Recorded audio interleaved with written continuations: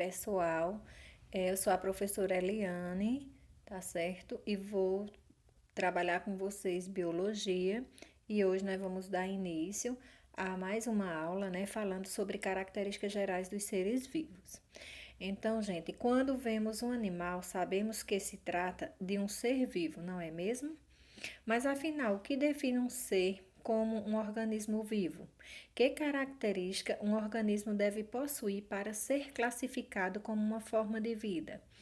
Essas respostas, apesar de parecerem simples, são muito mais ao que podemos imaginar, uma vez que determinados organismos não se encaixam em determinados quesitos, mesmo se comportando como uma forma de vida.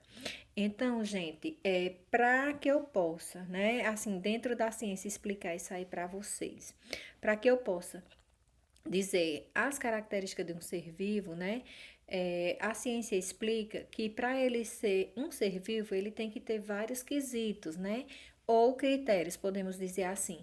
E agora a gente vai estudar esses principais critérios para a gente entender melhor as características gerais de um ser vivo. Primeiro, a gente vai estar começando falando sobre a composição química, que é o que diz: todos os organismos vivos apresentam determinados tipos de elemento químico. São eles: o carbono, o hidrogênio, o oxigênio e o nitrogênio. O fósforo são encontrados, mas em menor quantidade. Em seguida, falaremos de quê? Das células, né, que são as unidades funcionais e estruturais dos seres vivos, estando presente em todos os organismos vivos, com exceção ao vírus. Por que com exceção aos vírus? Os vírus, né, eles não têm células e para que ele possa se reproduzir, ele precisa se instalar, né, parasitar uma célula, se instalar em uma célula, tá certo? Hospedeira, para que ele venha se desenvolver, podemos dizer assim, tá certo? De uma maneira simplificada, podemos dizer que as células também apresentam membrana plasmática, citoplasma e material genético. Esse material genético pode estar disperso, né, solto, podemos assim, no citoplasma. É o caso das células procarionte, como vocês estão vendo aí na imagenzinha, né? Ou ser delimitado por uma membrana, né? Ficado lá paradozinho, que aí é onde a gente pode estar encontrando nas células eucarionte. Os organismos formados apenas por uma célula, lembrando, né, são chamados de unicelulares. E aquelas formadas por várias células são chamadas de multicelulares. Por quê? Porque tem várias células, né? E aí, o próximo critério, tá certo? É o material genético, né, que um ser vivo tem que ter. E o que diz? Todos os seres vivos apresentam material genético, o qual é responsável por transmitir as características de um ser vivo para a próxima geração. É o que também nós chamamos de hereditariedade, é o que nós herdamos, por exemplo, né? Talvez meu cabelo liso eu tenha herdado, né, do DNA de minha mãe. O olho azul seu, né, possa ser herdado, né, do DNA do material genético, aliás, né, do seu pai. E assim sucessivamente, que a gente vai estudar lá em genética.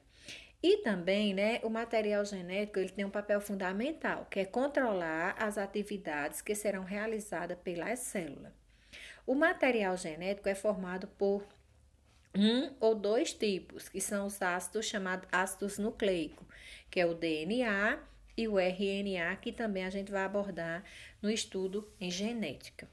Outro critério a ser utilizado, gente, é o metabolismo, tá certo?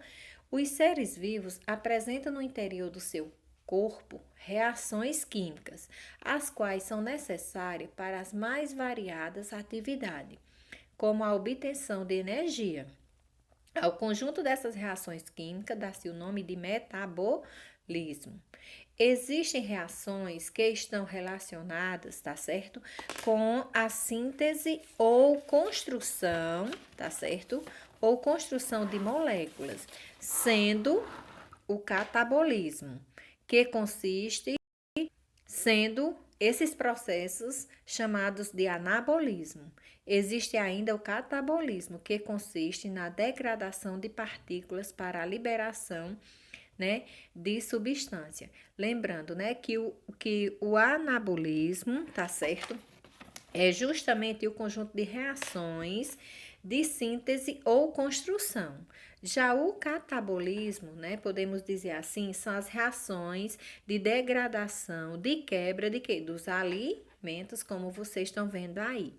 O metabolismo também é muito importante, né? Nas reações químicas, lá em questão da respiração celular, na fotossíntese, na digestão, como vocês estão vendo aí, tá certo? Em que mais? Podemos dizer assim, na produção de resíduo, quando acontece na eliminação da urina, tá certo? E vale também lembrar aí, né, que os vírus também não têm metabolismo, por precisarem parasitar uma célula para sobreviver. E aí, o outro critério é a nutrição, que é o que diz aí. Os organismos vivos necessitam de energia para a realização de suas atividades. E essa energia é conseguida pela nutrição. Então, nutrição não é aquela coisinha que você pode dizer, eu sou nutrido, gordinho, aquela coisa toda, não, viu, gente? Nutrição está voltado mais para a obtenção de energia que o nosso corpo necessita. Então, o que diz aí? Os organismos vivos podem ser divididos, né, a partir do critério de nutrição em autotrófico e heterotrófico. Os autotróficos obtêm energia a partir, né, da quebra de produtos provenientes de outro ser vivo. De maneira simplificada, tá certo? Eu posso aí dizer que os seres autotróficos o próprio alimento. Já os seres heterotróficos não produzem seu próprio alimento, tá certo? Então, o que diz? Após a nutrição, os organismos realizam reações químicas para que a energia seja obtida e utilizada posteriormente. O processo de produção de energia, tá certo? É chamado de respiração celular, né? É o que nós damos o nome de respiração celular.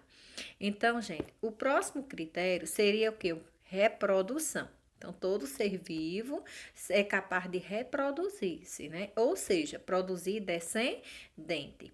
Lembrando que a reprodução ela pode ser de forma sexuada ou de maneira assexuada.